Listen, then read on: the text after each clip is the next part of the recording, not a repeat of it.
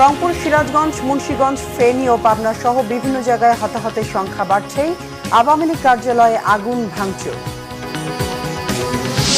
উত্তরা, মিরপুর সহ রাজধানীর বিভিন্ন পয়েন্টে ব্যাপক সংঘর্ষ। শাহবাগে ধাওয়া পাল্টা ধাওয়া। বঙ্গবন্ধু মেডিকেলের ভেতরে গাড়িতে আগুন। শিক্ষার্থীদের সরাসরি গুলি না করার নির্দেশনা চেয়ে করা রিট খারেজ। পুলিশকে আইন মেনে চলার নির্দেশ।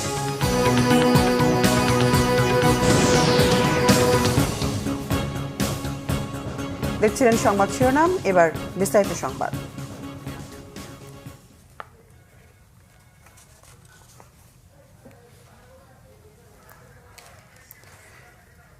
শিক্ষার্থীদের ডাকা অসহযোগ আন্দোলনে দেশের বিভিন্ন জায়গায় ব্যাপক সংঘর্ষ হয়েছে। গুলিবিদ্ধ হয়ে বিভিন্ন জেলায় এ পর্যন্ত ২৬ জন নিহত হয়েছেন। সিরাজগঞ্জে ৩ জন, মুন্সিগঞ্জে 3 জন, ফেনীতে 6 জন, রংপুরে 4 জন, মাগুরায় 3 জন, বরিশালে 1 জন, কুমিল্লায় 1 জন, বগুড়ায় 1 জন, জয়পুরহাটে 1 জন ও পাবনায় 3 জন নিহত হয়। বিভিন্ন জায়গায় আগুন দেওয়া হয়েছে আওয়ামী লীগ কার্যালয় ও গাড়িতেও। প্রতিনিধিদের পাঠানো তথ্য ছবিতে ডেস্ক রিপোর্ট।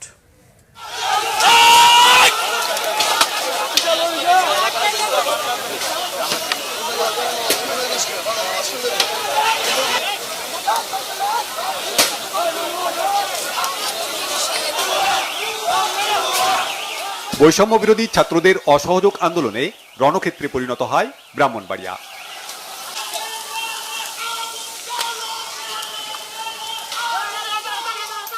আন্দোলনরত শিক্ষার্থীদের সাথে ছাত্রলীগের দফায় দফায় সংঘর্ষ হয়।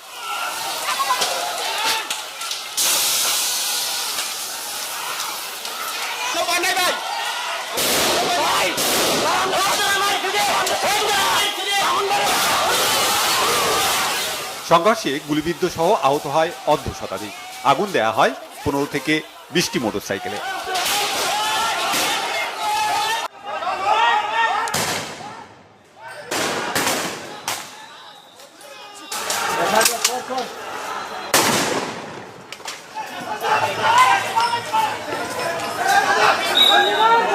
বরিশালে পানি সম্পদ প্রতিমন্ত্রীর বাসভবনে হামলা ও ভাঙচুর করা হয়। বিএনপি ও আওয়ামী লীগের কার্যালয় এবং জেলা বাস মালিক গ্রুপ কার্যালয়ে আগুন দেওয়া হয়। ত্রিমুখী সংঘর্ষে রণক্ষেত্রে পরিণত হয় বরিশাল।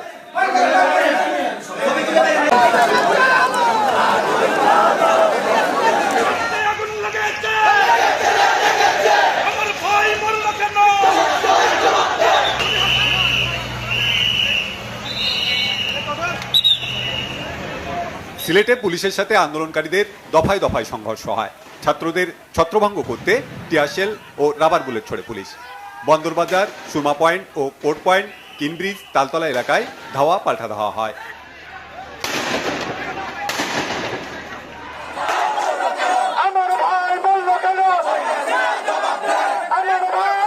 সিরাজগঞ্জের ছাত্র জনতা বাজার স্টেশন, পানির ফোয়ারা এলাকায় জড়ো হয়।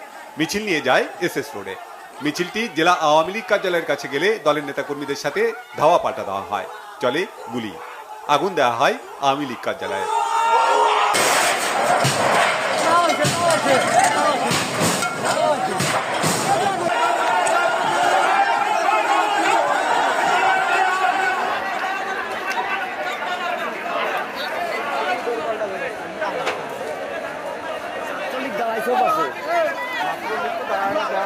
মাগুরায় আন্দোলনকারীদের সাথে পুলিশ ছাত্রলীগের সংঘর্ষ হয়।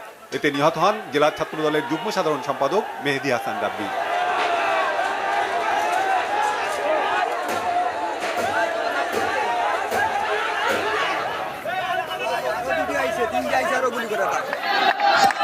মুন্সিগঞ্জে বৈষম্য বিরোধী ছাত্র আন্দোলনের কর্মসূচি চলাকালে সুপারমার্কেট এলাকায় শিক্ষার্থীদের সাথে আওয়ামী লীগ, ছাত্রলীগ, যুবলীগ নেতাকর্মীদের সংঘর্ষ হয়। এ সময় মুহুর্মুহু গুলিবর্ষণ করা হয়। আহত হন সাংবাদিক সহ শতাধিক।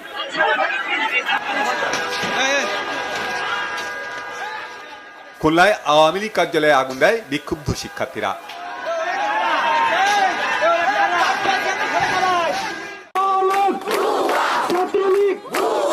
রংপুরে মুখোমুখি অবস্থানে আওয়ামী লীগ ও আন্দোলনকারীরা। রংপুর টাউন চত্বরে জমায়েত হয় শিক্ষার্থী জনতা। পায়রা চত্বর থেকে মিছিল নিয়ে ছাত্রলীগ তাদের ধাওয়া দেয়। এ সময় সংঘর্ষ বাধে।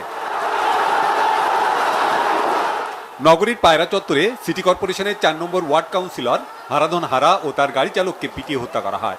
এর আগে সংঘর্ষে আহত এক যুবলীগ কর্মী মারা যায় রংপুর মেডিকেলে।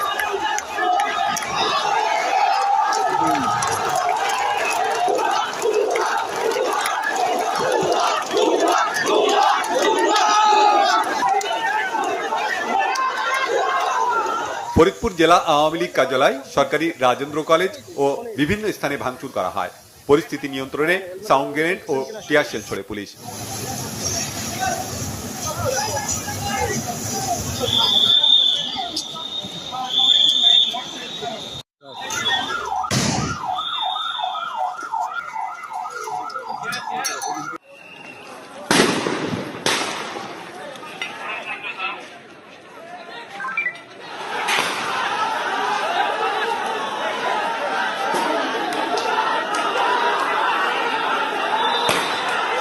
সুনামগঞ্জেও পুলিশ ও আওয়ামী লীগের দফায় দফায় সংঘর্ষ হয়।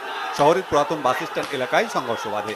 পরে থেমে থেমে কোর্ট পয়েন্ট, জামতলা পুরাতন বাস স্টেশন সহ কয়েকটি এলাকায় সংঘর্ষ ছড়িয়ে পড়ে।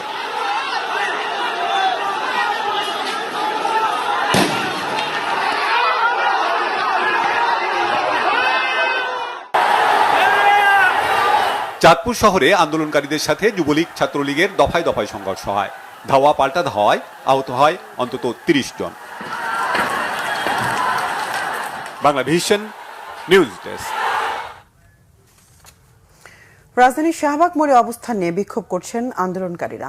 সকাল 10:30 থেকে ছোট বড় মিছিল নিয়ে এসে শাহবাগে অবস্থান নেন আন্দোলনকারীরা। এ সময় সরকারের পদত্যাগের দাবিতে নানা স্লোগান দেন তারা। ভাইদের বুকে গুলি কেন, এমন প্রশ্নের জবাব চান শিক্ষার্থীরা। বলেন, এই সরকারের পদত্যাগ ছাড়া সংকট উত্তরণের আর কোনো সুযোগ নেই। বেলা 11টার দিকে শাহবাগ এলাকায় বিক্ষোভকারীরা আওয়ামী লীগের নেতাকর্মীদের ধাওয়া দেন। এ সময় উত্তেজনা ছড়িয়ে পড়ে। ধাওয়া পাল্টা ধাওয়ার ঘটনাও ঘটে। এক পর্যায়ে শাহবাগে বঙ্গবন্ধু শেখ মুজিব মেডিকেল বিশ্ববিদ্যালয়ের পার্কিং করে রাখা কয়েকটি গাড়িতে আগুন দেওয়া হয়। পুড়ে যায় বেশ কয়েকটি অ্যাম্বুলেন্স ও গাড়ি। সড়কে যান চলাচল বন্ধ আছে। শাহবাগ বাংলা মোটর কারওয়ান মোড়ে থমথমে পরিস্থিতি বিরাজ করছে।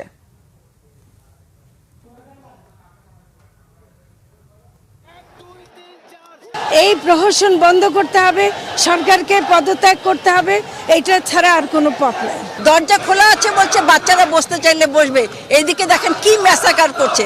আমরা একমাত্র শুধু বিচার চাই, আমরা আমাদের বাইরেকে শুধু রক্তপানি করলে আমরা তার জন্য বিচার চাই। আমাদের বাইরের রক্ত বিতাতে আমরা দিব না। আজকে আপনার সন্তানকে যদি আপনার সামনে বেয়ে গুলি করতেন তখন আপনি কি করতেন? আগে পদত্যাগ, তারপর ঘরে। ইনশাআল্লাহ আমরা নার্ভাস হয়ে গেছি, জিনিসপত্র দামি কিনতে কিনতে আর আমরা পারি না। শুধু ছাত্রদের দাবি না, পুরো ফ্যামিলির দাবি। এক দফা দাবি প্রতি সমর্থন জানিয়ে সবাই রাজপথে নেমে আসুন। আমাদের ভাইদেরকে হত্যা করা হয়েছে, সাধারণ নিজস্ব মানুষকে গুলি করা হয়েছে। কি আমাদের বিচার ব্যবস্থা নোংরা কেন? বিচার ব্যবস্থা সংস্কার করতে হবে। দর্শক, রাজধানী কারওয়ান বাজারের এখনকার পরিস্থিতি জানতে সরাসরি কথা বলছি আমাদের বিশেষ প্রতিনিধি তাইমুর রশিদের সঙ্গে। তাইমুর, কিছুক্ষণ আগেও কারওয়ান বাজার সহ আশপাশে এলাকা নিয়ে আপনাদের সাথে আমাদের কথা হয়েছে, তো এখন পরিস্থিতি কেমন দেখছেন? জি জেবা, এখনো কারওয়ান বাজার মোড়ে অবস্থান করছি। যদি এই মুহূর্তে আপনাকে কারওয়ান বাজার মোড়ের পরিস্থিতি একটু দেখাতে চাই, দেখছেন যে কারওয়ান বাজার মোড়ে কিন্তু আন্দোলনকারীরা পুরো কারওয়ান বাজার এলাকাটা আসলে এখন মূলত তাদেরই দখল। আপনার যেমনটা আগের সংবাদগুলোতেও বলছিলাম যে বেলা 1:45 কিন্তু এই এলাকায় মূলত ধাওয়া ঘটনা শুরু হয়। এরপর মূলত 4:30টার পরেই কিন্তু কারওয়ান বাজার এই এলাকাটি মোটামুটি আন্দোলনকারীদের, অর্থাৎ এক দফার দাবিতে যারা আন্দোলন করছেন সে আন্দোলনকারীদের দখলে চলে আসে। আপনি জানেন যে শাহবাগ হয়ে, বাংলা মোটর হয়ে কারওয়ান বাজার এবং ফার্মগেট এই পুরো সড়কটিতে কিন্তু যতগুলো পুলিশ বক্স আছে সবগুলোতে আগুন দেওয়া হয়েছে। আপনি নিশ্চয়ই রাস্তায় এই মুহূর্তে আগুন যে দেওয়া হয়েছে সে ধ্বংসস্তূপ দেখতে পাচ্ছেন। এর বাইরে পেট্রো বাংলার সামনে যেই একটি সিএনজিতে এবং যে কিছু ভ্যান গাড়ি দাঁড়িয়ে থাকে সেগুলোতে আগুন দেওয়ার ঘটনা ঘটেছে। বেলা 1:45 থেকেই কিন্তু এই এলাকায় ধাওয়া পাল্টা দেওয়া হয়েছে। একদিকে এক দফার দাবিতে আন্দোলনকারীরা, অন্যদিকে ছিলেন আওয়ামী লীগ সহ বিভিন্ন অঙ্গ ও সহযোগী সংগঠনের নেতাকর্মীরা। থেমে থেমে কিন্তু এই ধাওয়া পাল্টা দেওয়ার ঘটনা ঘটেছে। এই মুহূর্তে পুরো সড়কটি এই শাহবাগ থেকে শুরু করে বাংলা মোটর হয়ে কারওয়ান বাজার ওদিকে ফার্মগেট পর্যন্ত সড়কটি মূলত এক দফার দাবিতে যে আন্দোলনকারীরা আছেন তাদের দখলে আছে। তারা নানা স্লোগানে কিন্তু এই এলাকা ভরে রেখেছে। আর আপনাকে আশপাশে এলাকার যদি পরিস্থিতি বোঝায়, যেহেতু দীর্ঘ সময় ধরে এই ধাওয়া পাল্টা ধাওয়ার ঘটনা ঘটছে। আশপাশের এলাকায় কিন্তু থমথমে পরিস্থিতি এবং মানুষ খুব উৎকণ্ঠায় আছে। এলাকার সব অফিস আদালতগুলো কিন্তু অফিসগুলো কিন্তু এর আগেই বন্ধ হয়ে গেছে। বেশিরভাগ দোকানের শাটার বন্ধ করা। আপনাকে যদি একটু দেখাই, এখন যেই দিকটিতে দেখাচ্ছে বাংলা মোটর প্রান্তে, এখানেও কিন্তু দেখছেন যে আন্দোলনকারীরা কিন্তু অবস্থান নিয়ে আছেন। রাস্তায় কোনো যান চলাচল নেই। আন্দোলনকারীরা পুরো সড়কটি দখলে নিয়ে রেখেছেন। তারা বলছেন যে এক দফা দাবি পূরণ না হওয়া পর্যন্ত কিন্তু তারা এই সড়ক ছেড়ে যাবেন না। এর মাঝে একমাত্র জরুরি সার্ভিসের অ্যাম্বুলেন্স ছাড়া কিন্তু এই সড়ক দিয়ে আর কোনো যান চলাচল করতে আন্দোলনকারীরা দিচ্ছে না। তবে একটি বিষয় আপনাকে বলে রাখি, এই মুহূর্তে আন্দোলনকারী এখানে অবস্থান নিলেও কিন্তু একটু পরেই কিন্তু থেমে ধাওয়া পাল্টা ধাওয়ার ঘটনা ঘটছে। অর্থাৎ আওয়ামী লীগ এবং এর সহযোগী সংগঠনগুলো যখন যেদিকে আশ্রয় নিচ্ছে ঠিক তখন তারাও আবার পাল্টা ধাওয়া দিচ্ছেন। তখন আন্দোলনকারীরাও কিন্তু আবার পিছনে হটে যাচ্ছে। আবার কিছুক্ষণ পরে তারা আবার ধাওয়া দিয়ে আওয়ামী লীগ এবং এর অঙ্গ সহযোগী সংগঠনের নেতাকর্মীদের পিছনে ঠেলে দিচ্ছে। এবং এই পরিস্থিতি কিন্তু ঢাকার মিরপুর বলি, উত্তরা বলি, সবগুলো এলাকাতেই কম বেশি কিন্তু এই ধরনের পরিস্থিতি, অর্থাৎ ধাওয়া পাল্টা ধাওয়ার ঘটনা ঘটছে। আর পেট্রো বাংলার এই গলিটিতেও বেশ একটি সিএনজিতে এবং এখানে যেই ভ্যানগুলো দাঁড়িয়ে থাকে সেগুলোতে আগুন দেওয়ার ঘটনা ঘটেছে। পুলিশ বক্সগুলো কিন্তু ভেঙে চুরমার করে দেওয়া হয়েছে, আগুনের ঘটনা ঘটেছে। আপনাকে এর আগের সংবাদগুলোতেও যেমনটা বলছিলাম, একটি বিষয় খুব লক্ষ্য করার মতো, এটি হচ্ছে এই যে পুরো এলাকার যে পরিস্থিতি আপনাকে বললাম, এই পরিস্থিতি নিয়ন্ত্রণের জন্য বা সামাল দেওয়ার জন্য কিন্তু কোথাও কোনো আইন শৃঙ্খলা রক্ষাকারী বাহিনীর কোনো সদস্যকে কিন্তু সেভাবে সরব উপস্থিতি দেখা যায়নি। তো বেলা যত গড়াচ্ছে উৎকণ্ঠা উত্তেজনা কিন্তু তত বাড়ছে। তো যে ভাই ছিল কারণ বাজার থেকে সবশেষ। ধন্যবাদ তাইমুর। আন্দোলনকারী শিক্ষার্থীদের ওপর সরাসরি গুলি না করার নির্দেশনা চেয়ে করা রিট খারিজ করে দিয়েছে হাইকোর্ট। তবে পুলিশকে বিদ্যমান আইন পিআরবি যথাযথভাবে মেনে চলতে বলেছে হাইকোর্ট। আন্দোলনকারীদের উপর গুলি না চালানো ও কোটা সংস্কার আন্দোলনের 6 সমন্বয়ককে ডিবি হেফাজত থেকে মুক্তির নির্দেশনা চেয়ে 29 জুলাই রিট করে 2 আইনজীবী। বেশ কয়েকদিনের শুনানি শেষে রবিবার বিচারপতি মোস্তফা জামান ইসলাম ও বিচারপতি এস.এম. মাসুদ হোসেন দোলনের হাইকোর্ট বেঞ্চ সরাসরি রিটটি খারিজ করে দেন। তবে বেশ কিছু পর্যবেক্ষণ দেওয়া হয় পুলিশের প্রতি এবং আন্দোলনকারীদেরও বলেছেন শান্তিপূর্ণভাবে সভা সমাবেশ করতে। রিট খারিজ হলেও পুলিশের প্রতি দেয়া পর্যবেক্ষণে খুশি রিটকারীর আইনজীবীরা। তারা বলছেন তারা এটাই চেয়েছেন, পুলিশ যেন সরাসরি বা তাজা গুলি না করে, করতেই যদি হয় তাহলেও আইন মেনেই যেন করে।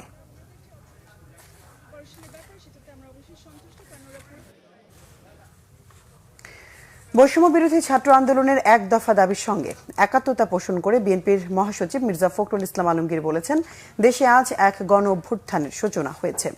গুলশানে বিএনপি চেয়ারপারসনের কার্যালয়ে সংবাদ সম্মেলনে তিনি অভিযোগ করেন, ছাত্র শিশু জনতার রক্তে রঞ্জিত সরকার। সব শ্রেণী পেশা দলমত নির্বিশেষে সব মানুষ ফুঁসে উঠেছে। আওয়ামী সরকার যে গণহত্যা চালিয়েছে তা ইতিহাসে বিরল। ছাত্র আন্দোলন দমন করতে আওয়ামী ক্যাডার ও আইন শৃঙ্খলা বাহিনী নির্মম হত্যাযজ্ঞ চালিয়েছে। সরকার নিজেদের বর্বরতা আড়াল করতে স্থাপনায় হামলা চালিয়ে বিএনপি সহ বিরোধী দলের উপর দায় চাপাচ্ছে। তথাকথিত তৃতীয় পক্ষ আবিষ্কারের বিরামহীন চেষ্টা জনগণ প্রত্যাখ্যান করেছে। চারিদিকে শুধু নৈরাজ্য। সরকার পদত্যাগে যত বিলম্ব করবে দেশ ও জাতির তত বেশি ক্ষতি হবে। দলের সকল স্তরের নেতাকর্মী সহ সকল সাধারণ মানুষকে এই আন্দোলনে শরিক হবার আহ্বান জানান মির্জা ফখরুল। সন্ত্রাস ও নৈরাজ্যের বিরুদ্ধে শান্তি সমাবেশ ও মিছিল করেছে আওয়ামী লীগ সহ এর অঙ্গ সংগঠনগুলো। রাজধানীর খামারবাড়িতে বাংলাদেশ কৃষিবিদ ইনস্টিটিউটের সামনে শান্তি সমাবেশ ও মিছিল করেছে বাংলাদেশ কৃষক লীগ। এ সময় আওয়ামী লীগের যুগ্ম সাধারণ সম্পাদক বাহাউদ্দিন নাসিম বলেন, যারা অর্থনীতিকে ধ্বংস করতে চায়, দেশকে ধ্বংস করতে চায়, তাদের বিরুদ্ধে প্রতিবাদী হতে হবে। তিনি আশা করেন শিক্ষার্থীরা কারো খেলার পুতুল না হয়ে দেশকে এগিয়ে নিতে সাহায্য করবে। দলটির প্রেসিডিয়াম সদস্য ডক্টর আব্দুর রাজ্জাক বলেন, আন্দোলনের নামে ধ্বংসযজ্ঞ চলছে, শেষ রক্তবিন্দু দিয়ে কৃষিবিদরা প্রধানমন্ত্রী শেখ হাসিনার পাশে থাকবেন।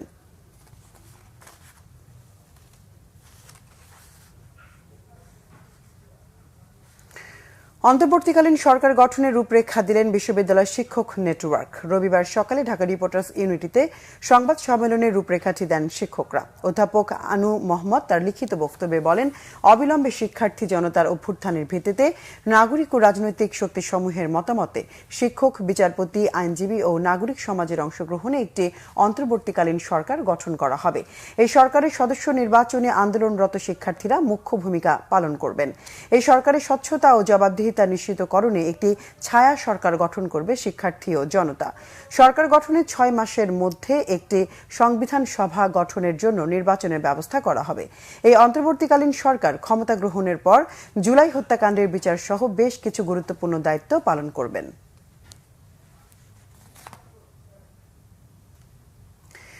জাতিসংঘের উদ্যোগে সম্পূর্ণ স্বাধীন একটি কমিশনের মাধ্যমে চলমান সহিংসতা ও প্রাণহানির তদন্ত দাবি করেছে ট্রান্সপারেন্সি ইন্টারন্যাশনাল বাংলাদেশ টিআইবি।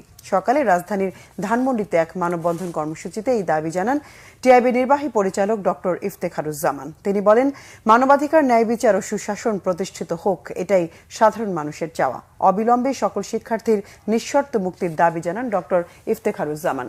যাদের নির্দেশে নির্মম হত্যাকাণ্ড ঘটেছে তাদের বিচারের আওতায় আনতে হবে। অবাধ তথ্য প্রবাহের অনুকূল পরিবেশ সৃষ্টি করতে এবং নিরবিচ্ছিন্ন ইন্টারনেট সরবরাহ রাখার আহ্বান জানিয়েছে টিআইবি।